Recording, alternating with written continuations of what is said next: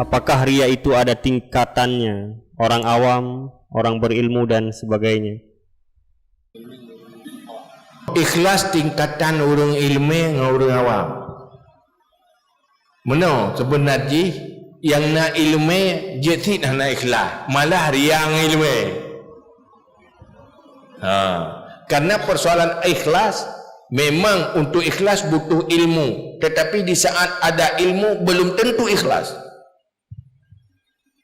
Hai untuk tak tahu ikhlas guna ilmu, tiba tiba ilmu kalau tak ikhlas, ilmu ikhlas na, atih na ikhlas, lagi ilmu akhlak na kot. Karena gila ni dia tanya. Karena ilmu jalan, ilmu ikhlas jalan untuk mendapatkan ikhlas. Tapi di saat hana sungguh-sungguh berusaha untuk mendapatkan ikhlas, modal ilmu tidak ada fungsi, malah ngen ilmunya ria. Maka berkata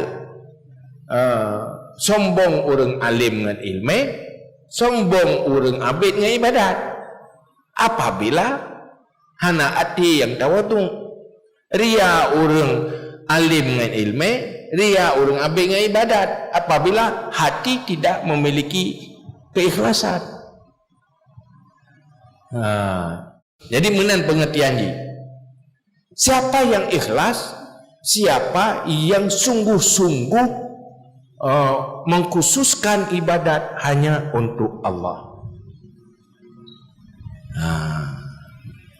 Kata ulang dia kata, tanpa ilmu tentang ikhlas tidak mungkin ikhlas.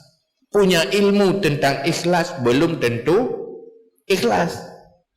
Orang ikhlas setelah punya ilmu, bersungguh-sungguh berusaha dengan lewat riadah, latihan mujahadah untuk ikhlas. Payah latihan. Tak tahu pegah cara wengi tangan dalam tentai je tahu wengi tangan. Tak tahu hai weng mat sedang dah. Tak pegah tak tahu. Tapi tuohnya ke bit je taweng ke tak tahu pegah ya. Payah latihan le. Latihan baru tak tahu.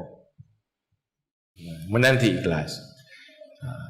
Jadi nyo alim ilmu yang yanfa nyen pasti lebih tinggi ikhlas, dan tidak punya ilmu